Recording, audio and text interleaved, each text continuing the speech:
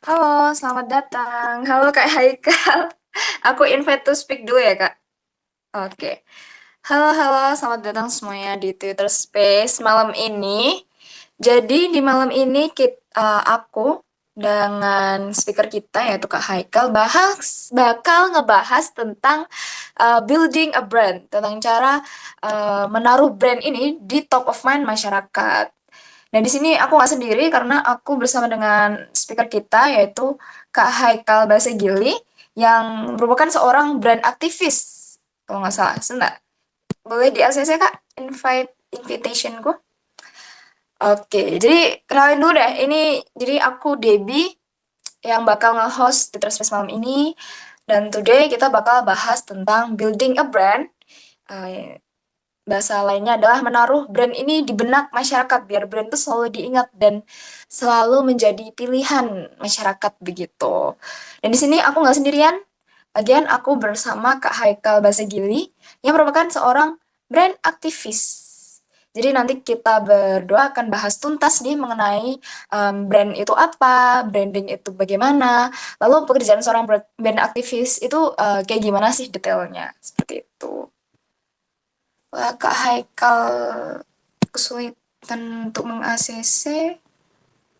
Betul guys, kalau misalnya kalian mau tanya-tanya lebih lanjut atau mau sharing juga tentang building a brand ini, bisa langsung aja request to speak karena nanti aku bakal ACC buat naik dan bertanya ataupun sharing di Twitter Space malam ini. Oke, Kak Haikal boleh di ACC Kak invitation-nya. Kah ada kesulitan? Oke, halo yang baru datang. Oke, halo Kak Haikal. Jadinya. Oke, nervous nih Kak ini kalau nggak naik-naik. Ya, sorry, saya ini jujur baru pertama kali pakai Twitter Space. Jadi Oh, oke. saya agak malu juga nih, agak ketinggalan karena eh, terus terang saya belum pernah pakai platform ini secara serius gitu. Jadi saya biasanya pakai platform yang Hmm, berbeda. Jadi ya, tapi menarik juga sih, boleh. Thank you ya, udah di diundang buat kesempatannya iya, sama Girl sama-sama. Space. Heeh. Aku juga makasih banget Kak Haikal udah nyempetin waktunya dan bersedia sharing juga sih berbagi ilmu Sama. dengan audiens kalian gitu. Oke nih. Nah, katanya pepatah kan maka kenal kalau tidak kenal maka nggak sayang nih Kak. Boleh nih Kak kenal dulu sama audiens di sini dan mungkin bisa ceritain sedikit sedikit nih Kak kenapa kok sekarang bisa jadi brand aktivis. Ya, halo teman-teman semuanya, salam kenal. Saya Haikal Basagil. Saya seorang brand aktivis. Jadi brand aktivis itu adalah penggerak ekosistem brand lokal. Gitu. Jadi yang jadi concern kami adalah uh, kita di kita punya organisasi namanya IBAN. IBAN itu Indonesia Brand Activist Network. Itu sebuah organisasi yang memadai para penggerak ekosistem brand lokal yang ada di seluruh Indonesia. Yang menjadi kegiatan kami sebenarnya kita punya dua kegiatan besar yang menjadi fokus utama, yaitu edukasi dan kurasi brand. Edukasi itu salah satunya adalah ketika kita ngobrol sama teman-teman seperti ini. Kita menjelaskan brand lokal itu tidak cuma pemahaman kita di permukaan, tapi lebih dari itu. Semua orang bisa membuat brand. Kalau misalkan di sini banyak teman-teman yang mungkin masih mahasiswa ataupun baru lulus kuliah, tapi berencana untuk menjadi seorang entrepreneur, maka apa yang dilakukan teman-teman itu adalah salah satu proses mendevelop sebuah brand. Teman-teman walaupun teman-teman levelnya masih di penjual gitu ya, belum belum produsen, tapi itu salah satu tahapan ketika kita mendevelop brand kita, produk kita maupun nantinya personal branding kita. Nah, edukasi itu sendiri banyak yang sudah kami lakukan via online ataupun via offline. Kami berharap itu sebuah kontribusi yang nantinya bermanfaat buat ekosistem brand lokal yang lagi bertumbuh di Indonesia gitu. Ya, yang kedua adalah kurasi. Kurasi itu kita mencoba bukan ngajarin para pelaku usaha untuk menyempurnakan usahanya ya, Kak, tapi lebih seperti menjadi teman atau sahabat yang kemudian memberikan banyak insight yang bisa dimanfaatkan untuk menyempurnakan usahanya supaya usahanya bisa lebih kompetitif. kurang lebih seperti itu. Tapi nanti kita bisa bahas lebih detail kalau misalkan teman-teman ada feedback. Jadi apa yang kita lakukan di sebagai seorang brand aktivis tuh seperti itu, Mbak. Oke, wah menarik banget nih. Aku jadi baru paham nih Kak tentang brand aktivis. Hmm. Kupikir ya, brand aktivis aktivis itu sama kayak marketer lain yang berusaha ngebangun suatu brand atau kerja di suatu brand begitu ya kan. Ternyata beda ya Kak brand aktivis dengan marketing pada umumnya. Itu apa yang dilakukan teman-teman para marketer ataupun banyak ya sebutannya sekarang ada KOL, ada influencer, Mhm. ada ya banyak banyak ada berbagai macam sebutan di luar sana. Sebenarnya apa yang coba teman-teman lakukan itu adalah menyampaikan brand awareness kepada publik. Itu adalah salah satu dari tahapan melakukan brand development. Jadi apa yang dilakukan Mhm. teman-teman itu satu part aja yang memang kemudian dipertajam sama teman-teman di luar sana. Tapi kami di brand aktivis itu fokus kami sebenarnya pengembangan impact dari sebuah brand. Bagaimana brand itu nggak cuma mereka profitable, tapi mereka bisa memberikan dampak jangka panjang untuk sekitarnya. Entah itu buat si ownernya, entah itu untuk si tim yang bekerja di situ, maupun untuk para customernya. Yang kita akan perdalam itu bagaimana sebuah brand itu menciptakan dampak berkelanjutan. Oke, oke. Oke, kalau yang aku tangkap nih ya Kak, berarti brand aktivis itu lebih ke mengedukasi si pemilik usaha Hmm. untuk caranya gimana sih kamu branding atau punya usaha yang berkelanjutan sustainable dan juga ngebangun si awareness si brand itu ya Kak. Iya, betul. Jadi memang nggak cuma dalam hal komunikasi ya, tapi kita kan harus harus berbenah itu secara secara seimbang. Ada sisi eksternal dan internal. Jadi brand itu ternyata kalau kita coba teliti lagi ya teman-teman, brand itu adalah sesuatu yang mencerminkan apa yang jadi visi kita gitu. Ketika kita punya sebuah produk kita kembangkan, terus kita yakin produk kita bagus, dan kita berusaha menyampaikan ke publik bahwa produk kita bagus, maka kita harus punya cara yang efektif supaya publik itu percaya sama statement kita. Karena sebenarnya tujuan awalnya adalah meyakinkan ke publik bahwa produk kita bagus. Dan harapannya adalah publik menerima apa yang kita janjikan dari statement kita. Produk kamu bagus, oke, kita beli, tapi kita berharap produk kamu bagus beneran di kita. Sebenarnya tujuan jangka panjangnya itu. Banyak orang punya brand tapi gagal di tahap itu ya. Sehingga muncul komplain dan kemudian brandnya jadi tidak bisa berkelanjutan. Setuju, setuju. Oh, Mm-mm. oke. Nah, aku mulai lihat gapnya nih, Kak. Karena orang-orang tuh biasanya tuh fokusnya di penjualan doang nih. Kayak, Mm-mm. oke, gimana caranya ini mencapai target segini. Dan Iya. besoknya juga lebih, lebih, lebih. Tapi orang-orang tuh lupa ngebangun atau mengactivate brand itu sendiri, merek itu sendiri. Mm-mm. Bener Iya, kan? benar. Terus boleh nih Kak dikasih kita pencerahannya. Jadi sebenarnya building a brand atau branding sendiri itu gimana sih Kak aktivitasnya dan definisinya mungkin apa gitu? Iya, sebenarnya tadi yang sudah Mbak ceritakan di awal bagaimana kita menanamkan apa yang dalam benak customer itu kurang lebih udah menggambarkan tentang apa yang dikembangkan dalam sebuah upaya brand ya atau branding. Mhm. Jadi bagaimana menanamkan di mindset orang-orang yang kita tuju tentang memang di awal kemunculannya brand itu kan dimanfaatkan untuk menaikkan omset sehingga dia jadi berlipat-lipat. Berlipat-lipat Mhm. karena itu sebuah strategi yang apa ya bisa bisa dibilang mengandalkan kemampuan kreativitas dan intelektual dari si ownernya gitu. Bagaimana menyampaikan pesan secara kreatif, kemudian menarik sehingga si customer itu apapun yang terjadi sama si produk itu mereka akan beli berapapun harganya dan apapun kondisinya. Kurang lebih seperti itu. Wow. Oke, Banyak oke. banyak brand-brand besar yang kita tahu yang Mhm. dari luar ya, mereka sudah berhasil melakukan itu. Memang eh, banyak produk lokal kita, khususnya di Indonesia lokal, itu berusaha melakukan hal yang sama. Tapi kadang-kadang langkahnya jadi kurang tepat karena tidak bisa menyampaikan value dari si brandnya tersebut. Sebaiknya Mmm. membangun brand itu teman-teman harus mengenali value atau nilai apa yang teman-teman coba gali dari brand yang teman-teman punya. Jadi kalau misalkan teman-teman di sini sedang membangun brand, teman-teman harus paham teman-teman akan menyasar market di mana, marketnya siapa. Teman-teman harus melakukan riset. Nah, riset ini menjadi sangat krusial, sangat penting karena itu akan menentukan jalan kita nantinya. Kita mau jalan pakai kecepatan apa, mau pakai kendaraan apa, mau melewati jalan mana. Itu berdasarkan riset yang kita dapat ya. Misalkan kita bikin produk kosmetik, mengingat sekarang produk kosmetik itu adalah salah satu produk yang siapapun bisa punya sekarang.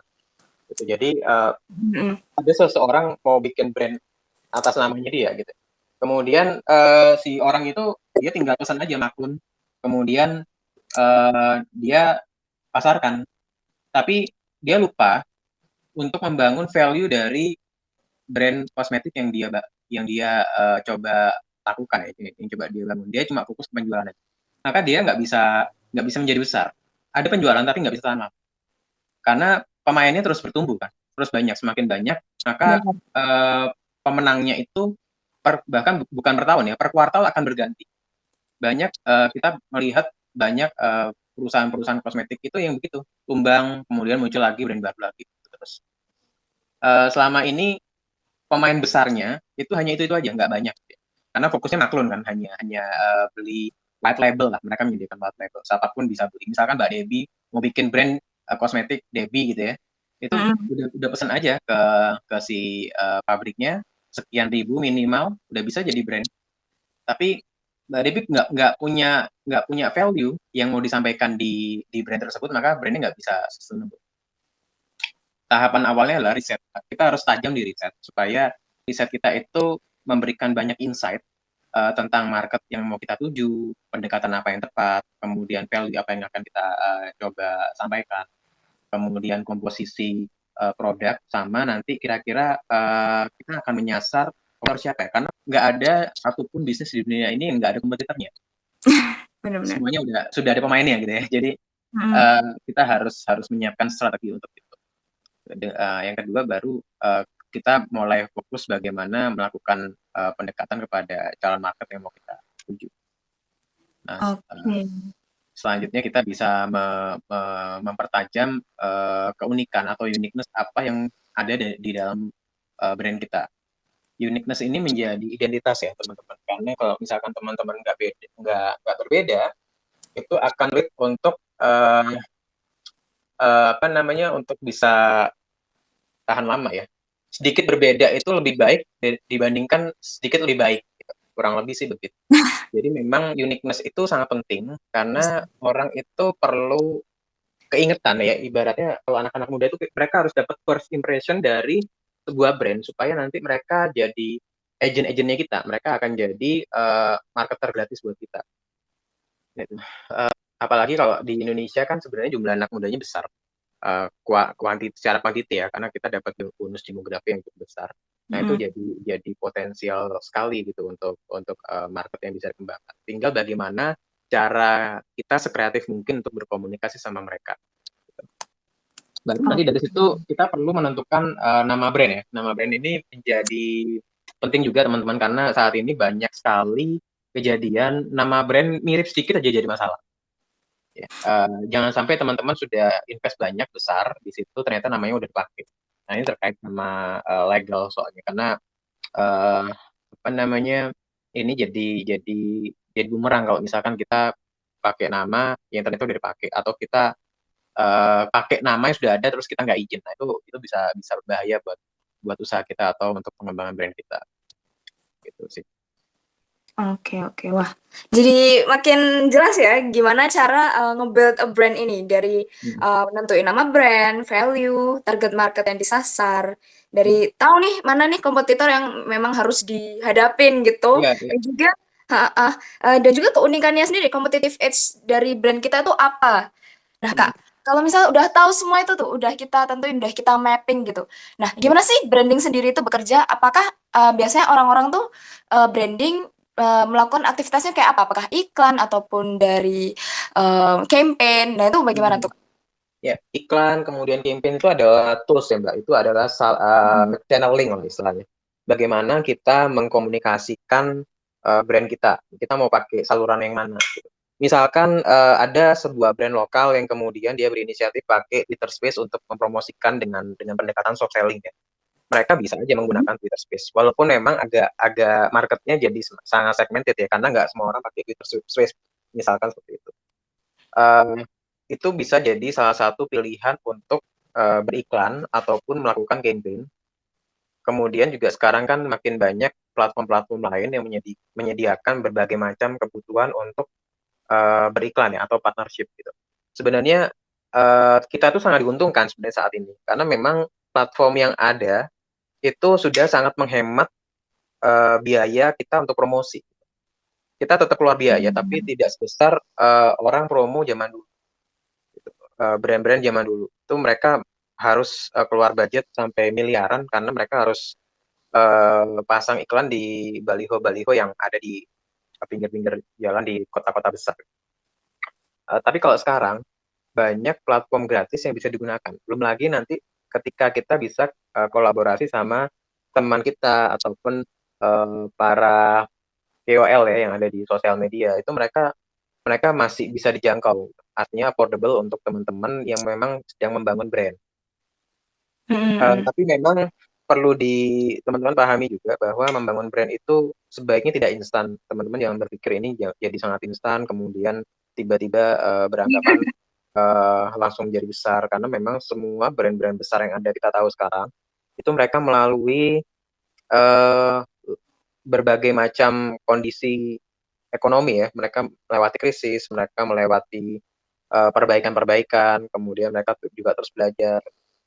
Eee, sebenarnya terlepas dari brand yang kita coba bangun, hal lain yang nggak kalah penting adalah membangun mental kita sebagai seorang pengusaha. Ini menjadi modal utama kita ketika kita mau mengembangkan sebuah brand.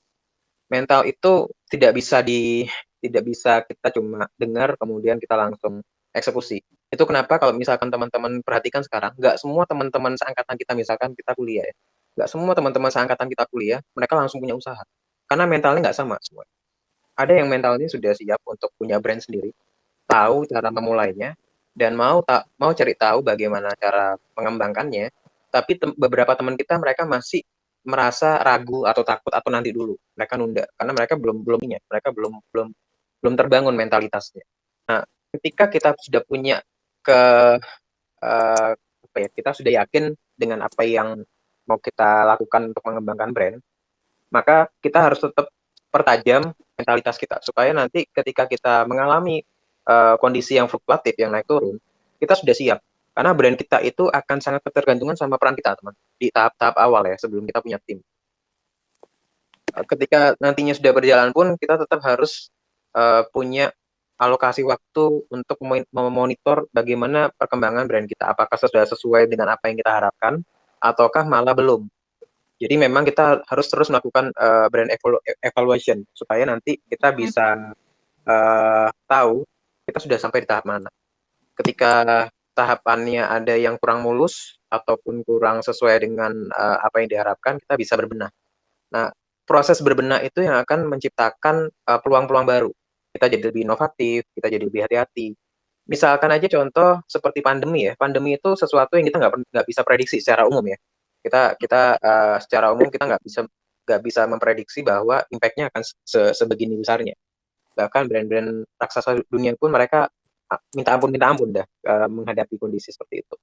Tapi kita ada di saat pandemi sudah mulai berjalan seperti kondisi seperti sekarang. Maka teman-teman yang akan memulai membangun brand, teman-teman bisa mengalokasikan skenario, adanya pandemi. Misalkan ini jangka panjang, teman-teman sudah tahu kondisinya, bagaimana, eee, mengelola resiko ketika mengembangkan brand pada saat, era pandemi, gitu.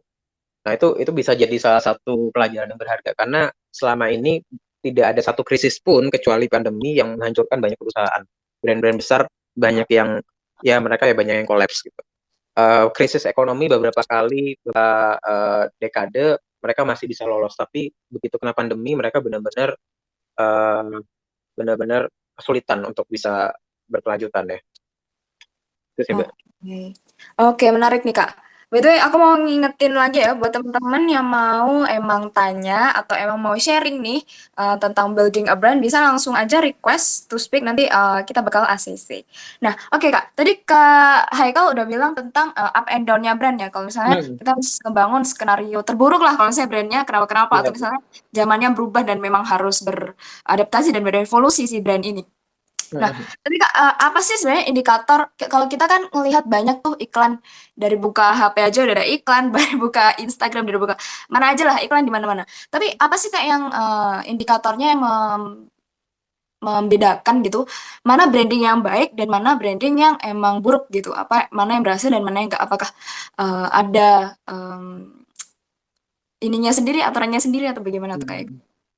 Sebenarnya nggak ada aturan tertulis untuk masalah etika melakukan sebuah campaign ya. Karena misalkan kita pakai pendekatan ala Amerika sama ala Indonesia aja secara culture udah berbeda. Mm-mm. Artinya tidak ada aturan tertulis secara global bahwa standarnya itu seperti ini. Tapi ada aturan norma sosial yang memang menjadi pegangan setiap orang yang tinggal di sebuah daerah tertentu gitu. Jadi unsur kita kan ngomong pakai ini ya, pakai bahasa manusia di sekitar kita. Misalkan kita di Indonesia. Di Indonesia itu kurang lebih culture-nya antar antar provinsi, antar kota itu kurang lebih mirip, tapi masih ada beda-bedanya. Misalkan bahasa kita di Indonesia itu aksennya antar kota aja udah berbeda. Belum lagi nanti kebiasaan-kebiasaan di sana. Alangkah baiknya ketika kita melakukan sebuah upaya branding, kita tidak menyinggung golongan tertentu, agama, ataupun yang kira-kira akan melukai kebiasaan ataupun kebudayaan di sebuah daerah tertentu hanya untuk mempertajam brand kita di benak mereka. Kita harus membuat komunikasi semenarik mungkin, tapi pada saat yang bersamaan komunikasinya harus membuat mereka merasa tidak disakiti. Jadi Oke. kemampuan komunikasi itu teman-teman itu ada ilmunya lagi gitu. Dalam melakukan branding itu kita nggak bisa asal. Kita harus berhati-hati memilih kata, kita harus hati-hati memvisualisasikan sesuatu. Kita harus berhati-hati untuk menyampaikan campaign kita supaya campaign kita itu kesannya tidak tidak menggiring opini tertentu ya, yang hanya untuk kesenangan brand kita gitu. Kemudian kita juga harus punya empati ya, empati atas atas kejadian tertentu dan nggak menjadikan itu sebagai sebuah momen eh, apa namanya, kan sekarang banyak meme ya, meme itu eh, salah satu campaign yang menurut saya sih agak agak eh, menurut saya nggak terlalu bagus gitu karena banyak banyak hal yang dilakukan orang yang bikin meme itu hanya untuk apa yang lagi viral kemudian mereka buat, kadang-kadang nggak tepat. Misalkan orang lagi berduka, kita pakai meme-nya, kemudian kita pakai untuk iklan kita. Jadinya Benar. menyakiti gitu. Nah, Mm-mm. teman-teman, alangkah baiknya ketika di tahap awal membangun sebuah bisnis ataupun brand, kita kita meningkatkan rasa empati kita, posisikan diri kita itu cuma di satu sudut pandang. Kita sebagai pemilik brand maupun kita sebagai netizen. Walaupun kita nggak beli ya, tapi kan kita semua netizen ya di sini. Kita ngomong apa aja orang akan komen. Gitu. Karena ini adalah pola yang sudah tercipta di Indonesia. Gaya komunikasi kita seperti ini. Kita apa orang akan komen. Kita kasih statement apa orang akan komen. Kita share foto apa orang akan komen. Dan Mm-mm. memang itu jadi salah satu ini ya, salah satu pola interaksi yang memang sangat intens di Indonesia. Karena memang kayaknya netizen itu akan selalu memantau. Kita semua ini netizen gitu. Kita adalah semua warganet yang memang selalu kita pantau orang posting apa, kemudian kita akan komen. Begitupun orang-orang yang memang melakukan promo ya. Kita nggak suka sama iklannya pun kita akan ngomong gitu. Ada hal-hal yang memang kita bisa kasih feedback dari netizen itu akan sangat konstruktif, akan sangat membantu kita untuk memperbaiki pola komunikasi kita selanjutnya. Pada saat yang bersamaan ada orang yang cuma mereka asal kasih statement tapi tidak tidak membantu kita. Jadi kita harus harus punya rasa empati yang tinggi, Mbak. Ini kemampuan yang sulit ya, tapi saya rasa teman-teman bisa bisa apa namanya membiasakan untuk punya rasa empati ketika melakukan upaya branding tertentu. Banyak sekali kasusnya, apalagi akhir-akhir ini udah sangat kita semua tahu ya apa yang lagi viral, apa yang terjadi, dan itu kejadian kayak gini itu nggak akan berhenti di kasus itu, Mbak. Itu nanti akan kapan lagi dia akan berulang, kapan lagi dia akan berulang. Banyak banyak sekali teman-teman kita di luar sana melakukan sesuatu yang kadang-kadang terlalu terlalu risky ya, terlalu beresiko sehingga membahayakan dirinya maupun brandnya. Masalahnya ketika kita punya pikiran negatif atas sesuatu, sulit untuk kita kemudian berpikir positif. Dia yang kita tuduh sebagai orang yang atau pihak yang melakukan hal negatif itu, mereka harus melakukan effort yang besar sekali untuk membalikan kondisi seperti semula. Dan itu butuh waktu. Nah, daripada kita kena ya kondisi seperti itu, mending kita hindari. Artinya memang teman-teman bisa memilih jalur aman, teman-teman bisa fokus untuk memaksimalkan pola branding yang lebih efektif dan efisien. Seperti itu sih, Mbak. Setuju setuju, Kak. Nah, Kak, karena tadi udah, dijelasin juga kayak kalau misalnya mau branding itu harus tahu culture-nya, mau Hmm, tahu cara berkomunikasi secara efisien yang bisa, diingat masyarakat, juga harus sense of empathy yang tinggi juga ya, Kak. Nah, iya. kalau misalnya dari Kakak sendiri, menurut Kakak cara branding yang baik, yang bisa memberikan impact yang besar terhadap brand itu kiat-kiatnya apa sih, Kak Eka? Hmm. Saya mengutip salah satu eh, tips yang sering disampaikan oleh mentor saya, Mas Arto Bianto. Beliau itu mendefine sebuah rumus namanya itu kerap cinta. Kerap cinta itu pertama kenal, kedua rasa, yang ketiga paham, dan yang keempat cinta. Kenal tuh artinya konsumen kita tuh harus mengenal dulu produk kita. Kita ya tadi ya kita kita mencoba menyampaikan, membuktikan brand kita itu apa yang mau kita sajikan kepada calon pelanggan kita. Mereka harus ngerti dulu, mereka harus kenal. Nah, ini menuntut kemampuan kita berkomunikasi, kemampuan kita dalam mendeliver ini ya, brand kita di benak mereka. Mereka harus kenal dulu. Tahapan kenal itu banyak caranya. Tadi kita udah ngomong berbagai macam channel yang untuk menyampaikan informasinya ya. Teman-teman bisa pakai channel apapun, asalkan si customer itu bisa kenal. Syukur-syukur mereka bisa, kalau kita bikin produk, mereka bisa merasakan dengan panca inderanya. Mereka bisa sentuh, mereka bisa lihat. Kalau misalkan itu makanan atau minuman, mereka bisa cium aromanya, mereka bisa rasakan, maka mereka akan kenal. Nah, yang kedua, mereka bisa merasakan. Jadi mereka merasakan produk kita itu manfaatnya apa buat mereka.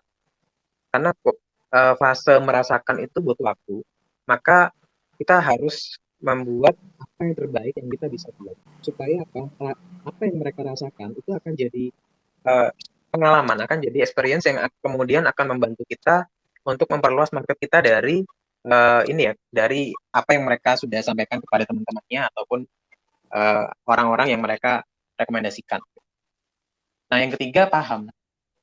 Sangat penting teman-teman ketika sampai di fase ini, kita menyampaikan kepada si audiens, apa si si customer kita, supaya mereka memahami value apa yang mau kita sampaikan.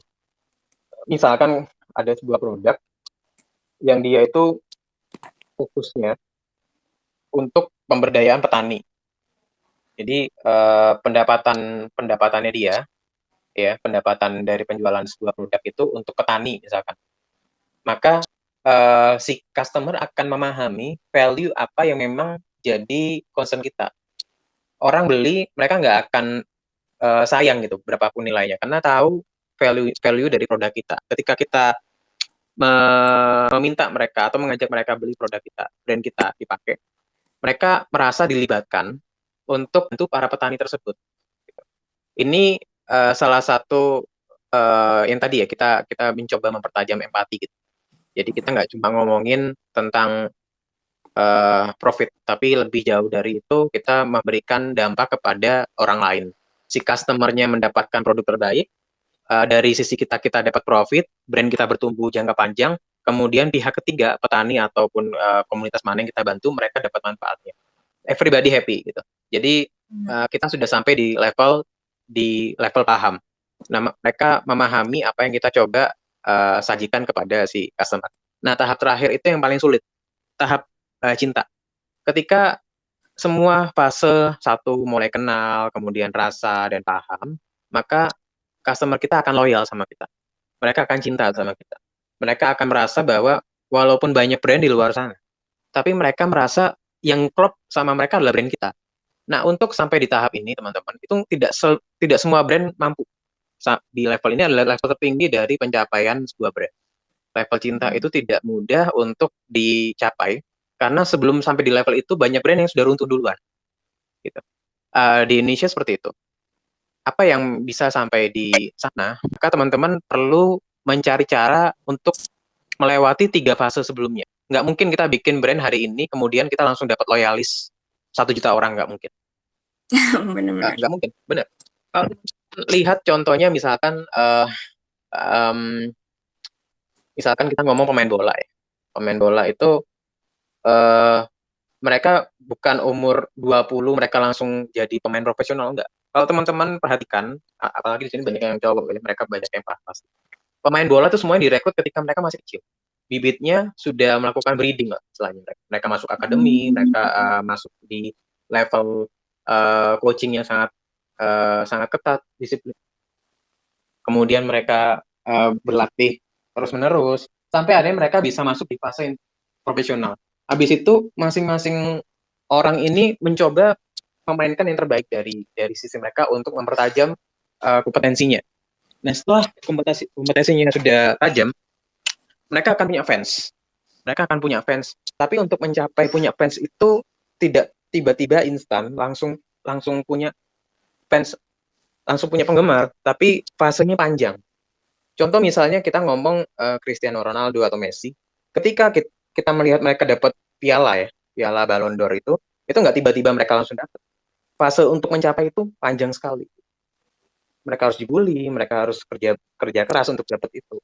Contohnya aja kayak gitu. Itu baru dari sisi personal ya, baru sisi dari ini untuk analogi aja teman. Jadi memang fase cinta itu fase yang paling sulit. Tapi bukan berarti nggak mungkin untuk dilakukan. Teman-teman harus yakin ketika akan mendevelop sebuah brand, teman-teman yakin akan bisa mencapai yang terbaik dari apa yang kita lakukan. Kita melihat banyak anak-anak muda di Indonesia sudah mulai menunjukkan eksistensinya di level internasional. Itu salah satu hal yang kita cukup harus harus ikutan bangga, karena memang sebagai anak-anak muda, kita ngomong sebagai pengusahanya ya. Pengusaha itu tantangannya luar biasa, teman. Beberapa teman saya ketika awal pandemi itu, mereka stresnya luar biasa karena mereka nggak ingin kehilangan, mereka nggak ingin pecat karyawan. Tapi pada saat yang bersamaan, mereka nggak mungkin juga menggaji karyawannya. Gitu. Jadi apa yang mereka lakukan? Mereka melakukan berbagai macam cara supaya brandnya bisa bertahan. Karena mereka sudah berpikir tentang impact. Bagaimana impact itu tetap bisa terjaga. Impact dari sisi brandnya terus bertumbuh, si ownernya bisa tetap memperkerjakan timnya, karyawannya, kemudian customer tidak kehilangan brand tersebut. Itu nggak gampang, tapi tetap bisa dilakukan. Kita bisa cari caranya sama-sama, strateginya sesuai dengan kemampuan kita masing-masing. Itu sih Mbak yang memang saya pahami dari beberapa teman-teman yang banyak diskusi sama saya. Oke, wah menarik menarik banget nih Kak. Ini sama persis yang emang aku juga lagi pelajarin gitu Kak. Yang emang kalau misalnya branding itu emang harus ada tahapannya tuh Kak. Emang kita pertama emang harus inform dulu kan ke customer nih ada brand A nih. Terus Iya, habis iya. itu customer mulai penasaran nih dicoba. Coba mulai Mm-mm. mulai suka. Nah, barulah Mm. timbul realitas itu ya Kak. Iya, iya. Yang, aku takutin nih para audiens nanti bingung nih Kak, apa nih, kok ini kayak kayak sama kayak marketing ya? Apakah ini sama aja dengan pemasaran? Nah itu terus emang bedanya si branding ini Kak, dengan marketing itu apa? Karena memang kalau misalnya kita lihat tools-nya, dari tools-nya pun sama, sama-sama pakai iklan kan, sama-sama pakai campaign, dan juga, melalui media sosial juga. Tapi emang bedanya ini apa sih Kak sebenarnya? Teman-teman, ketika kita ngomong marketing itu sebenarnya sesimpel untuk kita menaikkan profit atau kita mengakui pasar yang lebih luas. Tapi ketika kita melakukan upaya branding, kita menanamkan jejak kita, brand kita tuh di benak customer. Itu ini bukan, ini dua hal yang berbeda ya, karena memang eh, tingkat kesulitannya juga juga berbeda gitu. apa yang Mhm, dilakukan di tools-tools itu sebenarnya kurang lebih akan mirip gitu, akan sama bahkan. Tapi memang pendekatannya akan berbeda. Eh, kita pakai upaya branding itu kita ngomong sama omongan marketing yang sifatnya hard selling itu pendekatannya nggak bisa sama. Jadi oke. dalam dalam membangun brand itu kita perlu perlu banyak metode yang dicoba, tapi yang tepat itu kita harus tahu langkah-langkahnya harus sesuai dengan value yang mau kita bangun. Terus, Mbak. Jadi memang marketing Mhm, itu mhm. dia dia jauh lebih general, dia lebih fokus ke naikkan omset aja. Yang penting omset aja pokoknya kalau marketing itu. Tentang quantity kita ngomong. Mhm, Bagaimana mhm. kita mengakuisisi sebanyak customer, bagaimana kita mencoba mendominasi pasar gitu. Tapi kalau branding dia lebih intens, kita membangun value kita supaya brand kita menjadi lebih berkelanjutan ya. Setuju, setuju, setuju. Oke, oke. Jadi kalau misalnya aku tarik nih ya Kak, garis besarnya, kalau misalnya brand itu fokusnya lebih ke mengkomunikasikan value, mengkomunikasikan value dari brand sendiri. Kalau misalnya marketing lebih ke yang penting banyak yang beli gitu ya Kak, yang penting omsetnya Hmm. naik gitu. Ya. Oke, oke. Oh, menarik, menarik. Nah, kalau boleh tahu nih Kak, kalau boleh cerita sedikit, ada nggak sih Kak kisah menarik dari eh, dari kasus-kasus yang Kakak tangani sebagai brand aktivis gitu? Hmm, kasus apa ini kira-kira yang mau Kayak digini? misalnya nih Kakak nge-handle suatu brand Oh iya. dari suatu owner, apakah ada kisah menarik gitu Kak yang bisa Mhm. di-share? Ya, waktu saya membantu salah satu brand owner ya di Kalimantan sana, eh, si bapak-bapak ini usahanya itu brandnya itu beras, beras organik. Nah, Oke. beras organik ini ternyata saya baru tahu panennya setahun sekali. Panennya setahun sekali. Kalau kalau di yang bukan organik mereka tahun bisa katanya 2 kali. Saya kurang paham karena saya bukan bukan petani ya, jadi Mhm. saya hanya dapat info dari si bapak-bapak yang pemilik brand tersebut. Beliau yang menarik dari bisnis yang beliau kembangkan itu ternyata beliau sudah paham tentang value dari brand yang beliau punya. Eh, Terlepas dari beliau punya pekerjaan lain ya, tapi beliau itu sangat berempati kepada para petani-petani yang dipekerjakan. Jadi Mhm. beliau punya lahan, kemudian tetangga-tangga sekitarnya itu dipekerjakan sebagai petani harian, buruhnya gitu ya. Kemudian mereka yang mulai melakukan breeding, kemudian pemupukan sampai itu panen, sampai pengemasan, itu si bapak ini eh, me- memberikan banyak nilai lebih pada si para petaninya supaya mereka dapat manfaat lebih dulu. Jadi fokusnya bukan di ekonomi, bukan untuk keuntungan pribadinya. Jadi misalkan bagaimana beras itu sekian persen mereka boleh ambil ketika dapat panen. Mereka dapat sekian ton, eh, kalau nggak salah seperempatnya itu dikasih ke si para petani-petani buruhnya itu, mereka dapat Hmm. duitnya, kemudian bapak tersebut menyekolahkan anak-anaknya si buruh itu, dan sisanya baru dijual. Belum lagi ketika panen itu ternyata teman-teman namanya beras organik mereka mengalami penyusutan. Jadi sebenarnya rugi kalau hitung-hitungan matematika ya. Ini orang rugi.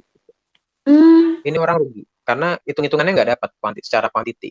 Karena dia baru baru bisa panen setahun sekali. Bayangin kalau misalkan permintaan pasar jadi sangat besar, tapi dia tetap menjalankan metode tadi. Dia share seperempatnya untuk para petaninya, yang harusnya itu bisa jadi duit ya ketika dijual. Kemudian dia mengalami kerugian tuh sekitar 50 kilo sampai 100 kilo sekali panen karena penyusutan. Hmm. Tapi kenyataannya bisnisnya beliau itu bisa bertahan sudah jalan lebih dari 20 tahun. Lebih dari 20 tahun. Eh, Metodenya dari dulu sampai sekarang sama. Nah, yang saya pelajari adalah bagaimana membangun brand itu eh, kita harus tahu kita memberikan nilai apa kepada orang sekitar kita. Jadi memang itu yang jadi sangat sangat halo halo. Nah, Nah, Terusan hilang kayaknya. Kita Oh, eh, kita perlu tahu niat kita, kemudian apa yang kita niatkan itu ternyata akan kembali ke kita. Jadi wah. itu bukan rumus tertulis ya, itu nggak ada rumusnya, gitu. Nggak ada rumusnya, belum ada yang meriset karena memang sesuatu yang sifatnya kurang mungkin nggak saintifik, tapi ketika dilakukan kita kasih value pada orang lain, ternyata impact-nya juga akan ke kita. Dan percaya nggak percaya, bisnis orang ini jalan dan selalu dapat profit gitu. Saya mikir ini baru satu brand ya, dan ini di daerah terpencil di Kalimantan Selatan sana. Gitu. Jadi bayangkan kalau misalkan di daerah-daerah lain di seluruh Indonesia itu melakukan hal yang sama, mereka memberikan dampak positif untuk lingkungannya, itu nggak kebayang impact untuk pribadinya udah sebesar apa. Ternyata memang beberapa orang yang saya temui kurang lebih ceritanya sama.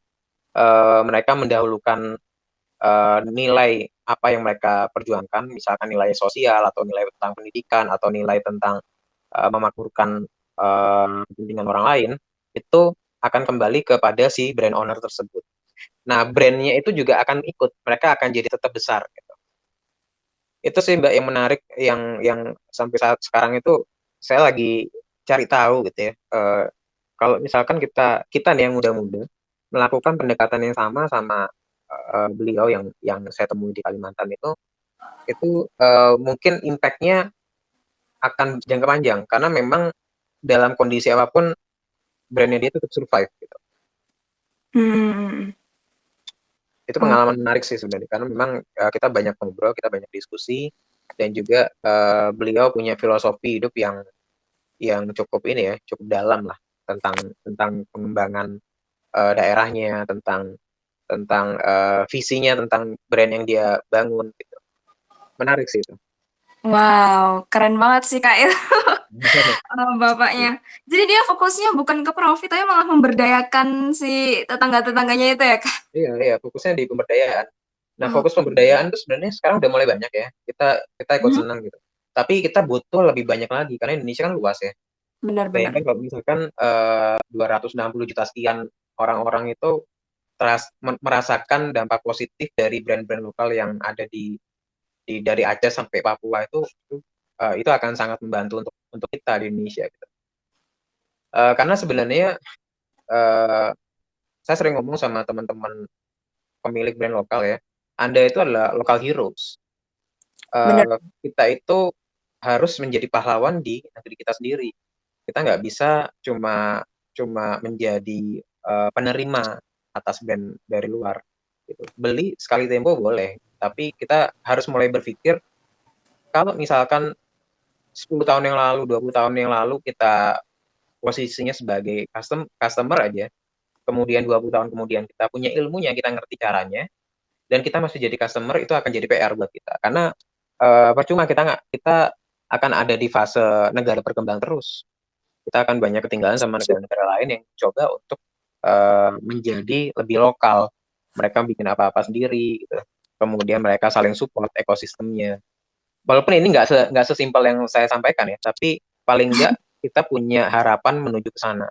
Apa yang kita lakukan sebagai brand aktivis itu kita mengupayakan menuju ke sana Mbak sebenarnya. Tapi kan Oke. untuk menuju ke sana tuh PR-nya panjang sekali ya, panjang panjang Bener. sekali, tahapannya banyak gitu. Karena eh, banyak faktor kita kita menghubungkan banyak orang dan kita berurusan sama banyak pihak, kita harus me- bisa menampung banyak kepentingan. Jadi memang kita sih ingin dan kita berupaya untuk menuju ke sana. Setuju banget, setuju banget. Even though kita mungkin bukan yang jadi founder, tapi kita as a konsumen bisa juga pilih lah ya Hmm. mau pakai brand yang mana. Kalau Iya, misalnya yang lokal itu sangat-sangat membantu banget karena yang diuntungkan bakal orang warga Indonesia sendiri begitu. iya, iya, betul. Jadi memang Oke. kita udah apa ya, kita jadi lebih terlibat ya. Karena kan selama Mhm. ini saya ngelihat teman-teman itu di di Indonesia sebagai customer aja, mungkin kita pelan-pelan bisa menjadi seorang produsen gitu. Untuk Setuju, menjadi itu setuju. memang butuh butuh proses ya, bisa belajar, kita bisa banyak diskusi sama teman-teman kita yang udah mulai duluan.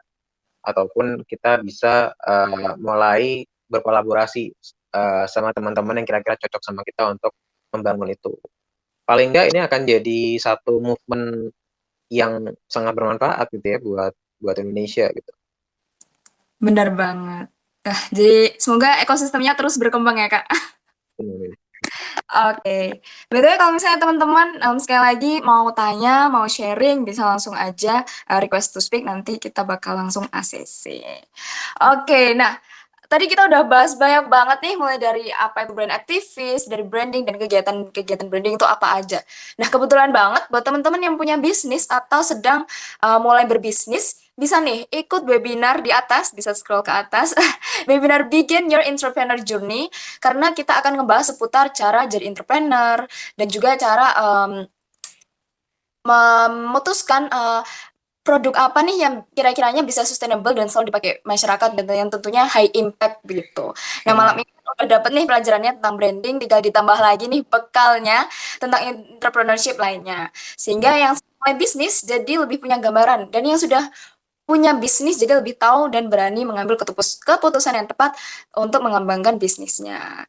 Lalu kita juga ada dua speaker, dua pengajar nih di webinarnya yang juga seorang expert di bidangnya, yaitu ada Kak Uma Hapsari, seorang entrepreneur dan foundernya Amazara, brand Amazara. Lalu ada Kak Alia Natasha yang seorang entrepreneur juga dan juga certified financial planner yang bisa ngebekali kalian-kalian di sini untuk membangun suatu brand dan tentunya mempertahankan itu.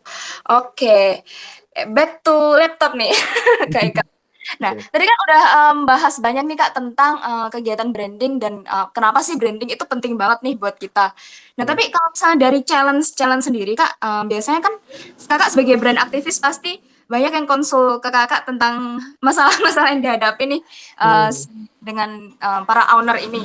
Dan sebenarnya apa sih Kak yang ditakutin para owner, dan apa sih challenge challenge branding itu sendiri? Sebenarnya tantangan terbesar kita itu kita tuh selalu berpikir ingin menjadi besar secara instan gitu. Ini hanya itu sebenarnya tantangannya selama ini saya dengerin ya, saya dengerin ya, banyak orang. Mereka sebenarnya langsung ingin jadi besar, mereka langsung ingin jadi eh, ekspansif secara instan gitu. Akhirnya salah salah langkah dan kemudian malah nggak bisa ini ya, nggak bisa perform gitu, nggak bisa tampil lah brandnya. Eh, saya nggak bilang itu salah, tapi memang berpikir instan untuk menjadi langsung besar itu akan jadi bumerang buat kita, karena kita jadi terlalu memakan apa yang sedang terjadi di masyarakat gitu ya. Masyarakat lagi pengen yang aneh-aneh, kemudian kita jadi sangat latah hanya untuk menyenangkan publik atau sekedar menjadi viral. Nah, itu nggak Setuju. bisa buat kita tahan lama sebagai seorang pengusaha. Ketika kita memutuskan menjadi pengusaha, kita harus berpikir menjadikan profesi pengusaha itu jangka panjang. Caranya adalah kita menjadi lebih bijak, menentukan langkah-langkah, melakukan upaya branding. Kita melatih rasa empati kita supaya kita lebih bisa menentukan langkah itu detail, tapi juga tepat. Akhirnya ketika kita berhasil melakukan itu semua, kita tidak akan gampang goyah dengan godaan untuk melakukan eh, hal-hal yang sifatnya ceroboh gitu, Mbak. Yang tadi ya, yang berpikir berpikir menjadi besar sestan itu. Kita harus menikmati perjalanan menjadi seorang pengusaha kan, karena memang ini perjalanan yang panjang, dan seluruh teman-teman ketika melihat, pasti semua teman-teman di sini punya idola ya, pengusaha sukses versi kita tuh siapa, dan kurang lebih idealnya seperti apa. Idealnya menurut versi kita. Para idola kita itu telah menjadi besar karena mereka melewati fase-fase yang memang seharusnya. Mereka pernah gagal, mereka pernah salah mengambil keputusan, mungkin mereka juga eh, pernah jatuh, kemudian mereka bangkit lagi. Jadi apa yang kita lihat sekarang itu hanya hanya segelintir dari apa yang kita tahu. Kita harus melihat sisi lain eh, untuk menjadi besar. Karena berpikir instan segera menjadi besar itu akan membuat kita malah jalan di tempat. Kita kita akan melakukan hal-hal yang seharusnya kita nggak perlu lakukan. Kita harus berpikir sestrategis mungkin, seefisien mungkin, dan seefektif mungkin supaya nanti sumber daya kita itu tepat guna. Karena di tahap awal kita membangun bisnis, kita pastinya punya kapasitas yang terbatas, sumber daya yang sangat terbatas. Entah itu timnya belum banyak, entah itu dananya belum banyak, ataupun support system kita yang belum terbangun. Jadi kita harus punya pertimbangan-pertimbangan yang matang supaya kita bisa menentukan langkah yang tepat. Itu sih, Mbak. Wah, benar-benar benar banget. Karena kebanyakan orang tuh fokusnya tuh ke profit, profit, profit gitu Kak. Jadi kalau misalnya ngambil langkah untuk memasarkan ataupun membuat strategi itu kurang apa ya, kurang thoroughly dan Hmm. kurang terplanning gitu ya Kak. Hmm. Iya, iya. Sering Oke. sih kayak gitu. Wah, thank you banget nih Kak. Ini udah hampir 1 jam nih Kak Haikal menemani kita. Mungkin aku pengen tanya nih Kak, apa sih pesan-pesan yang Kakak pengen sampaikan buat teman-teman yang memang dengan branding ataupun pengen membangun usahanya sendiri? Eh, Teman-teman silakan coba untuk melakukan apa yang teman-teman ingin lakukan. Karena sebenarnya hal yang paling mendasar itu kita berani mencoba apa yang kita lihat gitu ya. Misalkan kita ngelihat seseorang mulai berani membuka usaha. Itu hal-hal positif yang kita bisa ikuti gitu. Dengan cara yang tepat ya, kita harus berani memulai sesuai dengan kapasitas yang kita punya. Nggak perlu memaksakan karena memang ini sebenarnya bukan kompetisi. Jadi kita nggak perlu melihat ke atas, kita perlu melihat ke dalam diri kita. Kita ingin membangun sebuah brand, yuk kita bangun sesuaikan dengan kapasitas yang kita punya. Gitu. Kalau misalkan memang belum siap ataupun butuh teman diskusi, cari teman diskusi yang memang kira-kira bisa membantu teman-teman untuk memulainya. Gitu. Karena memang kita paham untuk memulai sesuatu kadang-kadang kita harus harus punya banyak insight gitu ya, harus punya banyak informasi untuk membantu kita supaya lebih yakin dengan apa yang mau kita putuskan. Saya yakin di sini itu yang jadi listener itu nggak semuanya nggak paham tentang brand. Mungkin teman-teman bisa jadi lebih paham dari saya.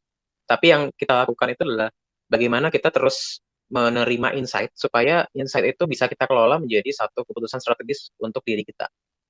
Kurang lebihnya sih begitu sih, Mbak. Wow, aku setuju banget nih Kak, 100%. Karena, kebanyakan tuh sebenarnya bukannya takut memulai karena takut rugi, tapi karena mereka nggak tahu aja, kayak kurang ngelihat lah di dalam dirinya itu sebenarnya apa yang mereka bisa pelajarin dan apa yang mereka, apa sih kapasitas yang bisa mereka gunakan. Hmm. Oke. Nah, tadi, Kak Haikal juga menyinggung tentang teman diskusi. Jadi, aku setuju banget kalau misalnya kita punya environment yang emang senang belajar bareng dan senang bertumbuh bareng, itu lebih mudah untuk kita, berkembangnya bareng dan juga kita jadi lebih terpacu lah dan juga lebih berani. Dan kebetulan juga kalian juga bisa dapetin itu di banner di atas ini, bisa scroll terus swipe aja, di sana ada komunitas Discord, yaitu komunitas Kelurahan Sukamaju, yang, memang di sana kita environment-nya emang belajar bareng dan bertumbuh Hmm. bareng. Yang mungkin yang emang lagi belajar branding dan lagi buka usaha di sana, banyak banget teman-teman yang juga, sama kayak kita yang memang lagi merintis usahanya dan emang lagi belajar gitu. Mungkin Hmm. kita bisa dapat teman-teman yang, berusaha bareng gitu lah. Iya. Oke oke. Oke, thank you banget nih Kak. Tadi ada yang naik kayaknya, ada yang request. Boleh nih langsung request aja langsung, nanti aku langsung ACC. Boleh nih, ayo, ayo, jangan malu-malu. Ayo, aku hitung nih, 1, 2, 3. Oke, masih malu-malu nih ya Kak. Mungkin next lagi kita bisa ada Entity Space lagi ya Kak Ika. Siap, siap, nggak apa-apa. Saya sangat welcome kalau misalkan memang perlu diskusi, eh, itu akan bagus untuk kita. Saya pun sangat senang kalau dapat feedback dari teman-teman. Jadi saya juga masih terus belajar sih, karena eh, ini kan sesuatu yang dinamis ya, ilmu yang maksudnya nggak selesai di situ, tapi kita terus belajar sama hal-hal yang terjadi di dekat-dekat kita. Gitu. Benar-benar. Nah ini udah nggak malu nih Kak, ada yang maju nih. Halo, Ada Kak Kak. Uji. Halo Kak Halo. Uji. Kayaknya aku waktu itu Oh, join kakak syariah. juga ya yang jadi MC-nya. Oh iya, ingat aja. Oke. Ini Kak Uji mau tanya apa nih Kak? Ya, thank you sebelumnya Kak udah di ACC. Aku mau tanya sih, mungkin Kak Haikal punya pengalaman Kak untuk ngebangun branding tapi nggak sendirian gitu. Nah, itu gimana caranya sih biar benar-benar bisa satu tujuan gitu. Hmm, hmm. Oh, Ya, menarik. ya. Intinya dari situ dulu, mungkin nanti bisa dijawab dulu, Kak. Thank you. Hmm, siap. Oke, makasih Mbak Uci. Pertanyaannya ini memang hal yang dihadapi semua pengusaha ya, teman-teman. Eh, Mencari co-founder itu sulit banget, teman-teman. Sulit. Itu kenapa kok banyak pengusaha di luar sana itu mengeluhkan hal yang sama. Karena memang sebuah brand, sebuah bisnis itu ibaratnya sebuah sebuah kapal gitu ya, sebuah kapal. Kita di kapal itu kan nggak bisa isinya cuma nahkoda. Dia butuh tim, dia butuh awak kapal. Karena dia fokus pegang kendali. Tapi kapal itu nggak cuma tentang nyetir aja, tapi dia perlu ada yang nyiapin hal-hal lain yang mendukung untuk kelancaran perjalanan si kapal. Nggak ada rumus bakunya juga sih untuk ini. Ini lebih lebih seperti bagaimana kita membangun komunikasi yang intens dengan orang yang mau mau kita ajak berkolaborasi. Karena berkolaborasi membangun brand atau membangun bisnis itu jangka panjang dan prosesnya itu nggak selalu lancar gitu. Eh, saya sering dengar banyak orang yang di tengah perjalanan mereka pecah kongsi. Pecah kongsi mereka udah nggak sepakat lagi karena mungkin visinya berbeda. Karena perbedaan visi itu kadang-kadang tergantung kepribadian orang-orang ya. Ada yang mereka ingin cepat, ada yang mereka ingin sempurna. Orang-orang yang ingin cepat itu nggak akan cocok dengan orang-orang yang berpikir semuanya harus sempurna dulu, harus detail dulu, kemudian eh, temponya jadi lebih slow, lebih lambat. Orang-orang yang cepat itu mereka lebih berpikir bagaimana memaksimalkan momentum, kemudian tidak kehilangan apa ya, mereka mereka sedang memetakan mau menuju kemana, mereka merasa kita harus segera ke sana. Tapi orang-orang yang merasa bahwa kita belum siap, kita harus menyempurnakan ini, kita harus menutup detail yang ini itu nggak akan bisa ketemu sehingga mereka akan punya jalan untuk memutuskan sesuatu yang nggak akan ketemu. Caranya adalah kita perlu mengenal co-founder kita siapa, apa yang menjadi kekurangannya dia, apa yang menjadi kelebihannya dia, apa kira-kira menjadi kekuatan dan kelemahan kita. Ini proses yang nggak mudah ya teman-teman, karena yang akan jadi tantangannya adalah ego kita. Apalagi ngomongin ngomongin duit, ngomongin bisnis itu adalah sesuatu yang melambangkan tentang eh, ego kita, diri kita. Jadi bagaimana memulainya adalah kita harus kenal dengan orang yang kita akan gandeng, kita ajak untuk berkomitmen jangka panjang secara intens supaya nanti kita nggak pecah kongsi. Karena pecah kongsi itu akan apa ya? Akan nggak sehat buat kita secara pribadi. Kemudian nggak akan sehat untuk perjalanan bisnis kita. Walaupun itu agak sulit dihindari ya, karena kita melihat brand-brand besar yang memang co-foundernya ada beberapa itu, mereka tengah ada yang mundur, kemudian mereka ngerasa nggak sevisi lagi, sehingga mereka ada yang pecah kongsi gitu. Sehingga ujung-ujungnya dulunya co-founder malah sekarang jadi kompetitor. Menurut saya sih, Mbak Uji, kita perlu mengenal orang yang akan kita ajak secara personal. Mengenal apa yang dia suka, apa yang kita suka, mencari sebanyak mungkin kesamaan, karena kesamaan itu mungkin akan sedikit menyelamatkan kita, menyelamatkan bisnis kita, menyelamatkan brand kita jangka panjang. Semakin banyak kesamaan, harusnya ya kita berada di bahasa yang sama. Karena semakin banyak samanya, kita akan mudah untuk bonding, untuk ngeblend tuh lebih gampang. Tapi semakin banyak bedanya itu agak agak butuh waktu ya untuk saling melunak karena itu tadi ya masalah ego itu akan jadi salah satu kendala serius. Itu sih Mbak Uji. Mudah-mudahan membantu jawabannya. Oke, oke, Kak. Thank you, membantu banget sih, Kak. Tapi mungkin ya bisa dijelasin lebih detail lagi, Kak, kalau untuk Hmm. mencari kesamaan versi Kak Haikal tuh gimana kira-kira? Ya. Maksudnya di lebih sering meeting atau gimana gitu, Hmm. Kak, metodenya? Ya. Kalau di Indonesia kita harus sering ngopi ya. Ngopi itu bahasa bahasa paling simpel tapi maknanya dalam. Ngopi itu bisa dimanapun teman-teman bisa ngobrol, teman-teman boleh bercerita tentang personal dulu, nggak harus hal-hal yang sifatnya serius, supaya eh, lawan bicara kita bisa menilai kita kita tipe yang kayak gimana. Pekerjaan yang akan dikerjakan bersama itu intensitasnya akan sangat tinggi ya, rawan stres, kemudian belum lagi stresor dari eksternal gitu. Itu akan sangat mempengaruhi. Artinya kita harus sangat kenal dengan orang yang kita ajak kerjasama gitu. Sering meeting, sering sering ngopi, maksudnya offline ya. Online aja nggak cukup ternyata. Saya Ya, karena pernah bondingnya beda bereksperimen, banget ya. saya bereksperimen sama beberapa orang. Saya coba meeting online, ternyata nggak cukup. Kita ngomong kasus di Indonesia ya. Culture di Mm-mm. Indonesia itu dari zaman dulu itu ya harus offline, nggak bisa kita zoom terus kita langsung jadi sangat solid itu kayaknya Nggak ada itu chemistry-nya gitu ya, Kak. too good to be true ya, ibaratnya begitu, too good to be true. Jadi sesuatu yang too good to be true itu kita harus harus cari tahu ini seharusnya nggak begini, nggak mungkin semanis ini gitu. Artinya kita harus sangat intens untuk ngobrol, untuk bonding sama teman yang akan kita ajak untuk berbisnis. Karena bisnis ini harus yang panjang, karena bisnis itu kan sejatinya kan kita mesejahterakan semua pihak ya, bukan untuk kepentingan kita pribadi. Semua orang harus merasakan manfaat dari bisnis yang kita bangun. Entah kita sebagai para co-founder, entah itu tim kita, entah itu kalau ada investor, kalau ada keluarga merasakan manfaatnya, dan juga pastinya untuk customer. Uh, yang tadi saya bilang sih Mbak, saya lagi banyak belajar tentang antropologi sekarang. Karena memang mempelajari manusia itu Hmm. sepanjang hidup kita. Itu nggak ada rumusnya. Gitu. Saya coba tanya beberapa teman psikolog, mereka juga ngomong ya kita sangat dinamis. Banyak faktor yang memang sangat di luar kendali kita. Dan teman-teman sebagai informasi mempelajari antropologi itu ternyata sangat membantu kita untuk mengembangkan brand ya ternyata. Karena kita kan berurusan sama manusia. Ya.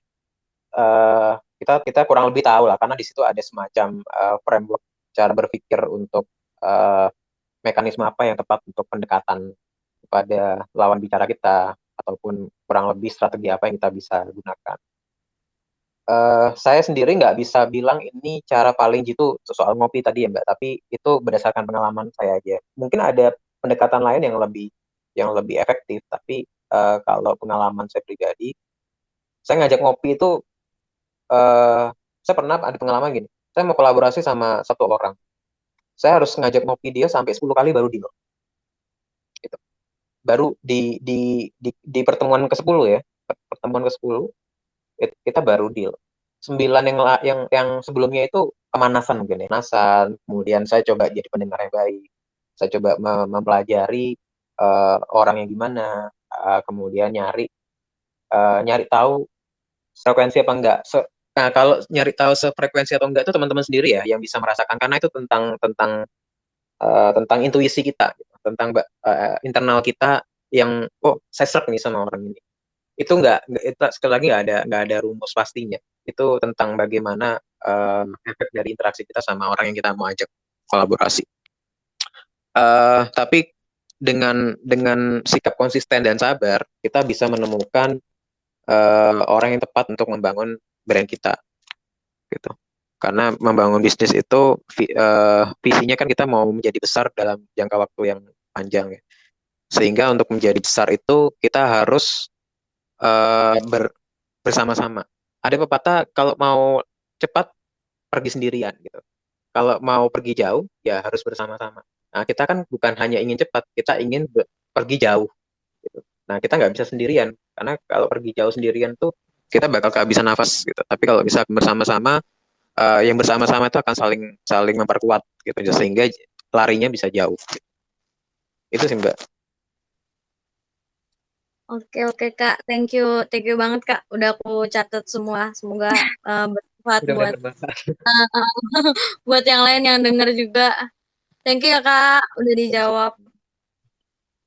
Oke, mantap mantap banget Kak Uji. Thank you ya pertanyaannya dan thank you banget Kak Haikal sharingnya malam ini dan bisa bersedia juga gitu memberikan ilmunya sama audiens pada malam ini.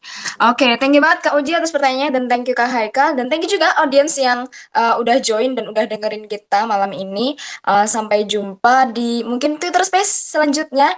Kita akan bahas banyak lagi topik-topik yang tentunya menarik. Oke, thank you and bye-bye.